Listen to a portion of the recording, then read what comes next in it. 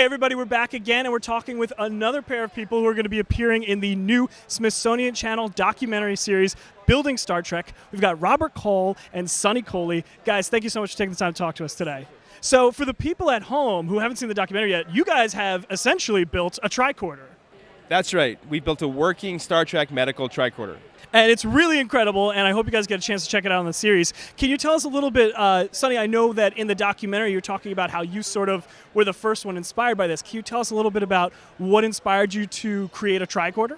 Great question. I think it's there's co-inspiration for sure. There's a lot of independent people independently being inspired, and I could tell you my inspiration story. My aha moment came in Haiti after the earthquake. I was volunteering down there.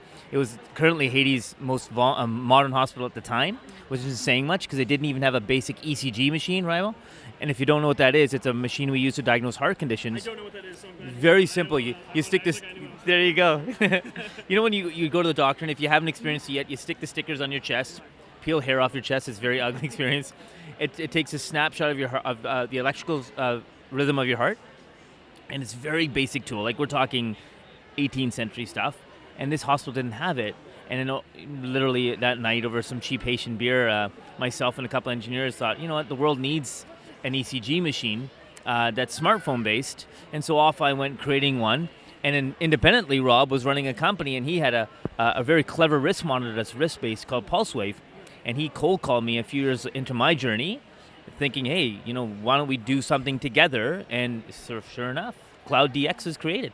Excellent. So Cloud DX is the company you guys have formed, and now you have entered into a yearly competition to try and get your project fully funded. Is that correct? That's a little more complicated than that. So we are finalists in something called the Qualcomm Tricorder X Prize, which is an innovation competition that was originally started in 2012. Over 330 teams from around the world signed up to try and compete and create a tricorder with a prize purse of over 10 million US dollars.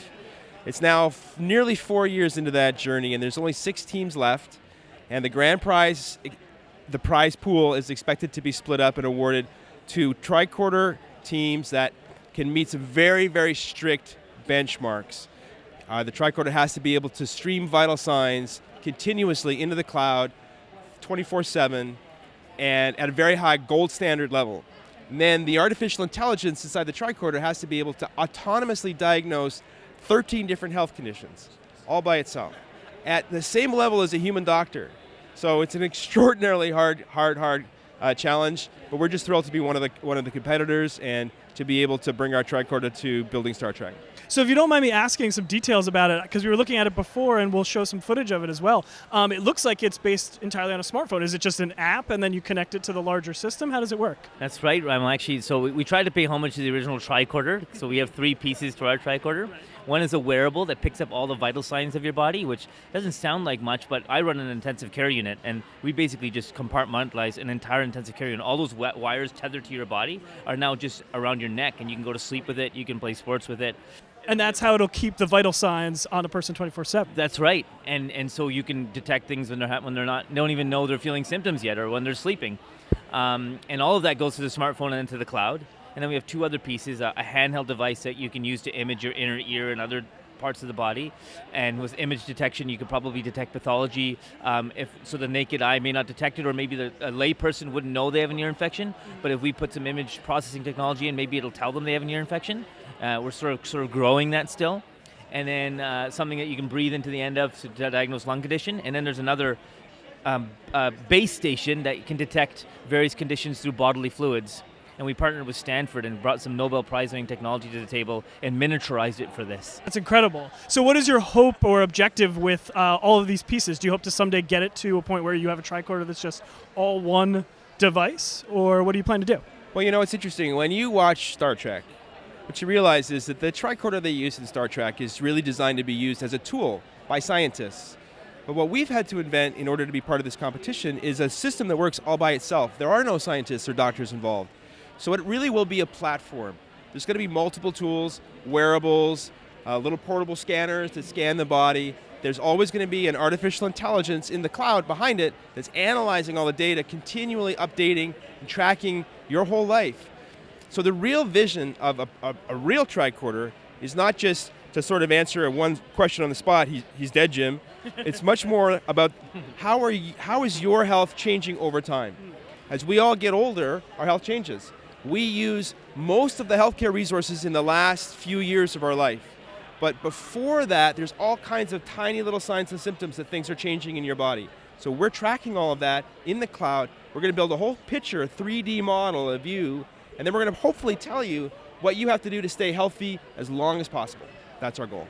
Do you plan on releasing a special Bones McCoy edition that's just a giant tape recorder that you can hang around you? Is that a plan for the future someday? Got to keep it sleek, right? I understand. All right, so one final question for you guys. You guys are pushing us forward. You're inventing a tricorder. What piece of Star Trek technology do you guys hope to see sometime in the future that doesn't exist yet? That's a killer question. Well, that's a great question. So I think there's really two possible answers to that that are kind of on the horizon that might one day be real. One is the transporter, because they're teleporting photons and they're teleporting molecules and they're getting closer and closer to teleporting a mouse.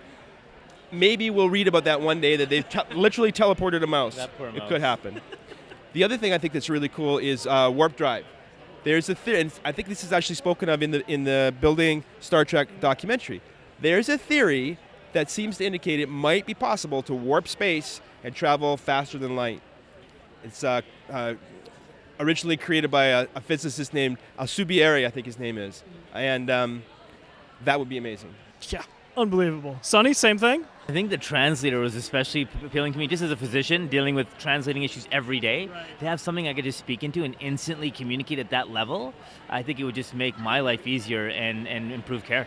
That would be Be really incredible. Gentlemen, thank you so much for taking the time to talk to us today. Make sure you guys check out that new show, Building Star Trek, on the Smithsonian Channel. If you don't have the Smithsonian Channel, be sure to check it out online on their website. It'll be streaming, and it premieres this Sunday. And of course, live long and prosper.